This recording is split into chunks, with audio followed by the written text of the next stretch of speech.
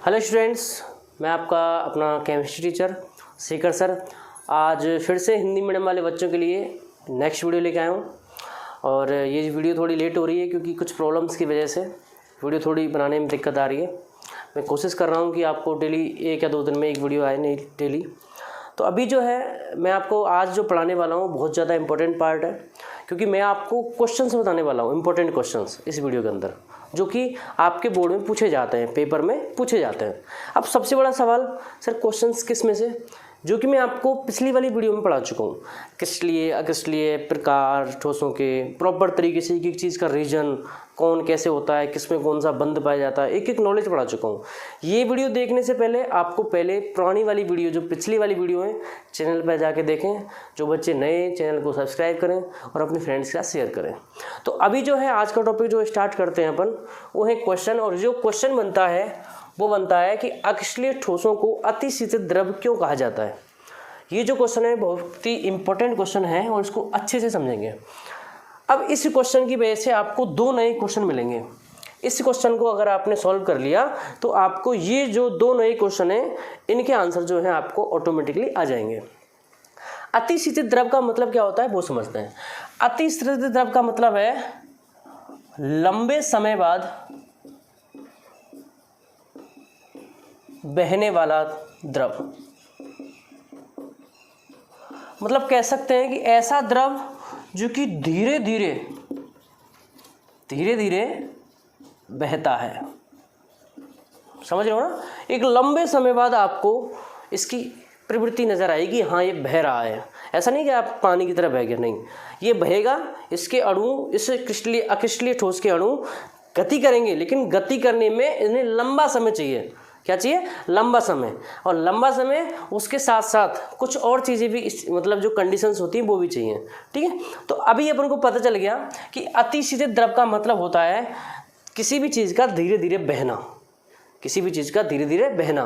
तो इसका मतलब हम कह सकते हैं कि अक्रिस्टलीय ठोसों में धीरे धीरे बहने का गुण पाया जाता है। धीरे धीरे बहने का गुण पाया जाता है। समझ आ गया? ये खत्म हो गया अपना कंसेप्ट। अब अगर इस कंसेप्ट को अपन खत्म करते हैं तो नेक्स्ट जो क्वेश्चन है उस पर अटैक करते हैं। इसका स्क्रीनशॉट ले लो, जो भी बच्चे हैं स्क्रीनशॉट ले लिया करो फटाफट। नेक्स्ट जो बात करते हैं वो उन क्वेश्चंस को सॉल्व करने की करते हैं कि सर वो क्वेश्चन फिर कैसे सॉल्व होंगे। तो ध्यान से देखना, बहुत ही इंपॉर्टेंट क्वेश्चन है और कई बार एग्जाम्स में पूछे गए। ठीक है। पहला क्वेश्चन है, किसी इमारत के कांच लंबे समय बाद दूधिया रंग का हो जाता है। किसी इमारत है, उसके कांच जो हैं उनमें जो है दूधियापन आ जाता है, मतलब वो फेड हो जाते हैं। आपने भी देखा होगा, आपके अगर किसी पुराने घर में कोई कांच सदियों से पड़ा है, कई सालों से पड़ा है, तो उसमें अपना चेहरा स्पष्ट नज़र नहीं आता, क्योंकि वो दूधिया रंग का हो जाता है।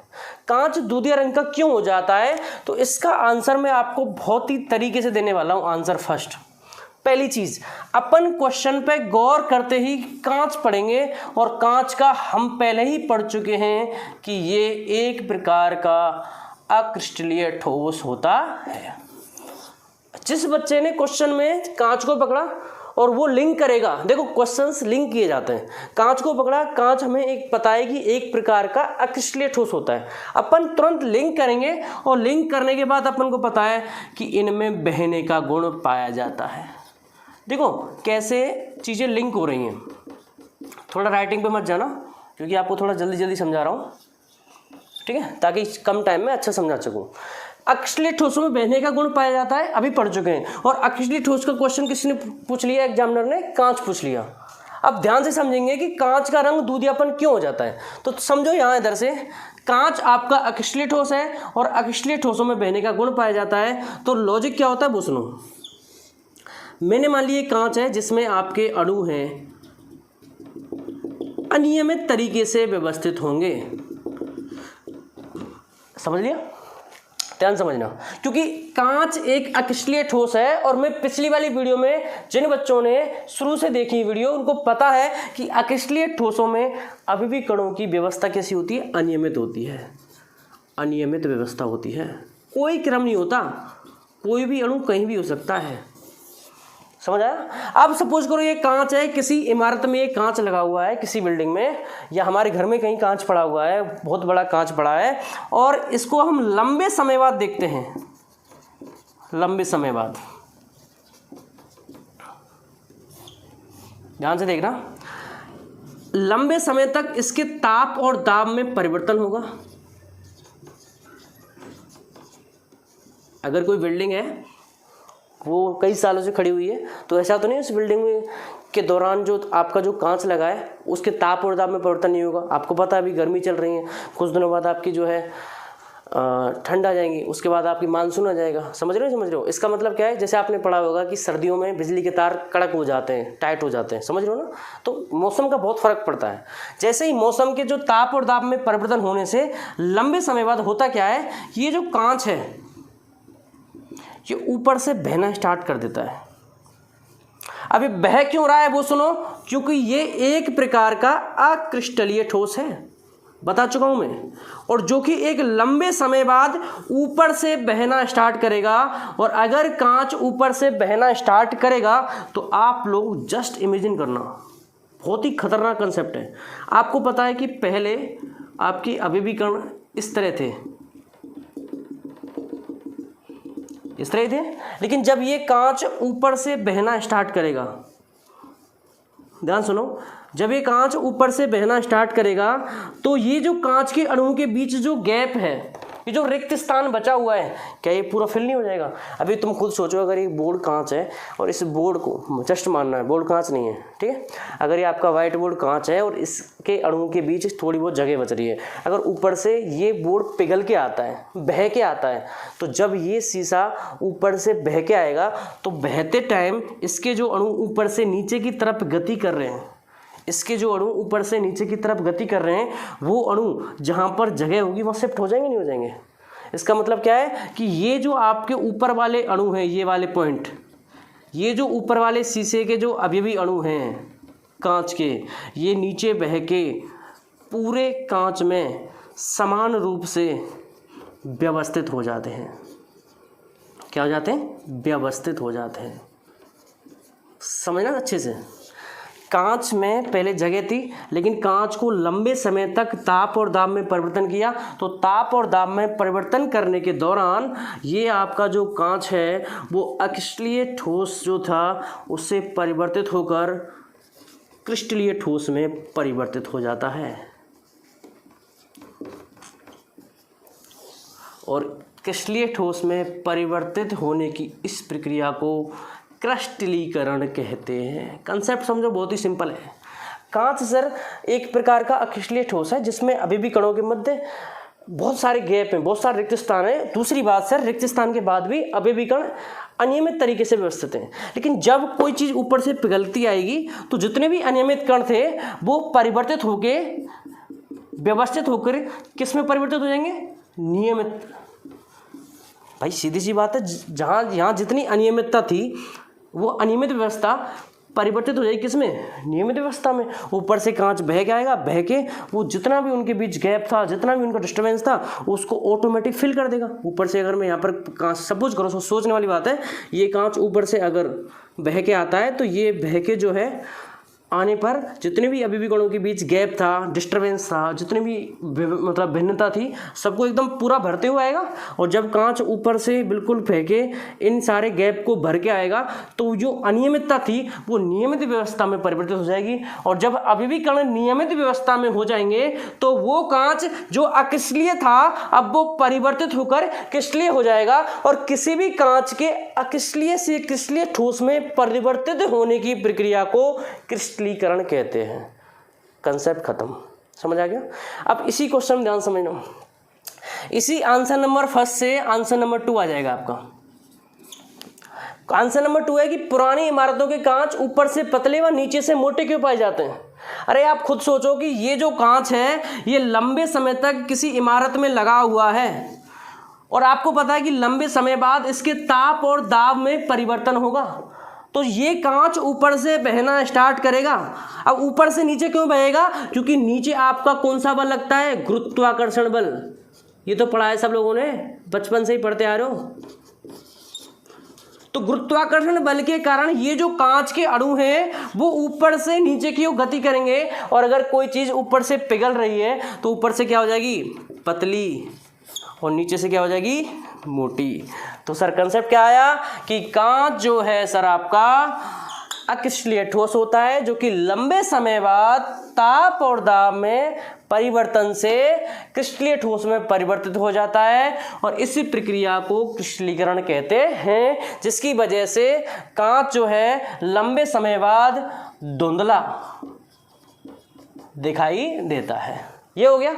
अब आपके दूसरे क्वेश्चन का आंसर तो आप खुद ही पता लगा लोगे ना, क्योंकि कांच जो है अक्रिस्टलीय ठोस होता है, और अक्रिस्टलीय ठोसों में क्या पाया जाता है, बहने का गुण। जब आपको पता है कि ये कांच अक्रिस्टलीय ठोस है तो इसके अणु गुरुत्वाकर्षण बल के कारण ऊपर से नीचे बहेंगे, और जब कोई चीज ऊपर से नीचे बहेगी तो ऊपर से क्या हो जाएगी, पतली हो जाएगी, और नीचे से क्या हो जाएगी, मोटी हो जाएगी। बस दोनों क्वेश्चंस का आंसर आपको पता चल गया कि अक्रिस्टलीय ठोस जो होते हैं कांच, वो लंबे समय बाद पुरानी इमारतों की जो खिड़कियों के कांच होते हैं वो जो है ऊपर से पतले और मोटे इसलिए पाए जाते हैं क्योंकि सर सिंपल आंसर देखो, थ्योरी है, दिमाग मत लगाओ, डायरेक्ट आंसर जाओ। इतना इसलिए समझा रहा हूँ क्योंकि आप लोगों का कंसेप्ट क्लियर हो जाए। लिखना कैसे है सर, जैसा कि हम जानते हैं कांच एक अक्रिस्टलीय ठोस होता है, और अक्रिस्टलीय ठोसों में बहने का गुण पाया जाता है, जिसकी वजह से कांच गुरुत्वाकर्षण बल के कारण ऊपर से नीचे की तरफ बहते हैं, जिससे कांच ऊपर से पतला नीचे से मोटा हो जाता है। क्वेश्चन खत्म। दूसरा क्वेश्चन, कांच धुंधला क्यों होता है? सिंपल है, जैसा कि सर हम जानते हैं कांच एक अक्रिस्टलीय ठोस होता है जिसमें अवयवी कणों की व्यवस्था अनियमित होती है, लेकिन जब ये ऊपर से नीचे बहते हैं तो अवयवी कणों के बीच जितना भी रिक्त स्थान है वो पूरा बढ़ जाता है, और ये अक्रिस्टलीय ठोस से क्रिस्टलीय ठोस में परिवर्तित हो जाते हैं। इस प्रक्रिया को क्रिस्टलीकरण कहते हैं, जिसकी वजह से आपके जो कांच है वो क्या होता है, धुंधलापन दिखाई देता है। सिंपल है, तो कुछ है ही नहीं। तो ये आपके जो है टॉप मोस्ट क्वेश्चन थे, और मेरा होमवर्क यही है कि आप इनको आराम से जितना मैंने समझाया है ना उसको वीडियो को देख के खुद से लिखने की कोशिश करें। लिखने को मैं एक लंबी परिभाषा यहाँ पे लिख देता, लेकिन मैंने आपको समझाया है, प्रॉपर समझाया कि किस तरह क्या क्या होता है। ठीक है, लंबे समय बाद ताप और दाब में परिवर्तन होने के कारण कांच अक्रिस्टलीय ठोस से क्रिस्टलीय ठोस में परिवर्तित हो जाते हैं। बड़ा सिंपल कंसेप्ट है, इससे समझ सकते हैं। तो ये आपके मोस्ट इंपोर्टेंट क्वेश्चन हो गए। अब जो है मैं आपको इसके कुछ और क्वेश्चन बताता हूँ, स्क्रीनशॉट ले लो इसका। हाँ तो बच्चों, मैंने आपको क्वेश्चन बता दिए थे इंपॉर्टेंट क्वेश्चन। अब यहाँ से देखो, इंपॉर्टेंट क्वेश्चंस बहुत ज़्यादा इंपॉर्टेंट है, जहाँ तक पढ़ाया है इनसे अलावा कोई क्वेश्चन नहीं बन सकता, और इनमें से कई क्वेश्चन कई बार पूछे गए हैं। सारे क्वेश्चन अलग अलग वर्षों में अलग अलग तरीके से एग्जाम में पूछे गए हैं। पहला क्वेश्चन है, क्रिस्टलीय व अक्रिस्टलीय ठोसों में कोई 4 अंतर। सिंपल है, मैंने बहुत कराए, 8 कराए, 4 लिख सकते हो। सेकंड क्वेश्चन, क्रिस्टलीय व अक्रिस्टलीय ठोसों में निम्न बिंदुओं के आधार पर अंतर करो। ये क्वेश्चन थोड़ा पॉइंट चेंज कर दिया है। ज्यामिति के आधार पर बताओ क्रिस्टलीय और अक्रिस्टलीय में क्या अंतर होता है। परास के आधार पर बताओ कि कौन सा लघु परासी कौन सा दीर्घ परासी होता है। विदलन कैसा होता है, स्पष्ट होता है, स्पष्ट होता है। दैशिकता क्या होती है, समदैशिकता, विषमदैशिकता। ये इन बिंदुओं के आधार पर अंतर निकालना है। थर्ड क्वेश्चन, सहसंयोजक ठोसों को नेटवर्क ठोस क्यों कहते हैं। बहुत ज़्यादा इंपॉर्टेंट क्वेश्चन है, आया भी है, 2018 में आया था। क्रिस्टलीय ठोसों के प्रकारों में बंधों के आधार पर अंतर कीजिए। मैंने सभी ठोसों में जो प्रकार बताए हैं, आयनिक, आणविक, सहसंयोजक, सब में बंध अलग अलग बताएं, तो उसके आधार पर आपको क्वेश्चन बन सकता है। हीरा विद्युत का कुचालक, ग्रेफाइट विद्युत का सुचालक। इसका आंसर आपको पता ही होगा, मैंने बताया था कि जब भी ग्रेफाइट का क्वेश्चन आए आंख बंद करके एक ही आंसर देना है, मुक्त इलेक्ट्रॉन की उपस्थिति के कारण। इसी कारण हीरा प्रकृति कठोर जबकि ग्रेफाइट मुलायम, इसका भी सेम रीजन है। बताया था ना इन दोनों का सेम रीजन है, क्या होता है, मुक्त इलेक्ट्रॉन। तो ये आपके कुछ इंपॉर्टेंट क्वेश्चंस थे। तो नेक्स्ट वीडियो में आपसे कुछ और डिस्कस करेंगे। मैं आप लोगों को कहना चाहता हूँ सॉलिड स्टेट 100% पार्ट है, तो मैंने अब तक आप लोगों को 20% पार्ट जो है वो कवर करा दिया है। 20 से 25% पार्ट मैंने कवर करा दिया है। आपका 25% पार्ट यहाँ तक खत्म है, आगे पढ़ेंगे बिल्कुल समझ के। टाइम इसलिए लगा रहा हूँ क्योंकि आपको कोई डाउट ना रहे। तो आप इन क्वेश्चंस का स्क्रीनशॉट ले लीजिए और इन क्वेश्चंस को है अपने फ्रेंड्स के साथ शेयर कीजिए। सभी इन वीडियोज़ को उन फ्रेंड्स के साथ ज़्यादा से ज़्यादा शेयर करो ताकि उनको पता चल सके कि केमिस्ट्री क्लासेज चल रही हैं, और मैं कुछ दिनों बाद लाइव क्लास भी स्टार्ट करने वाला हूँ, तो मेरे साथ बने रहिए। Thank you.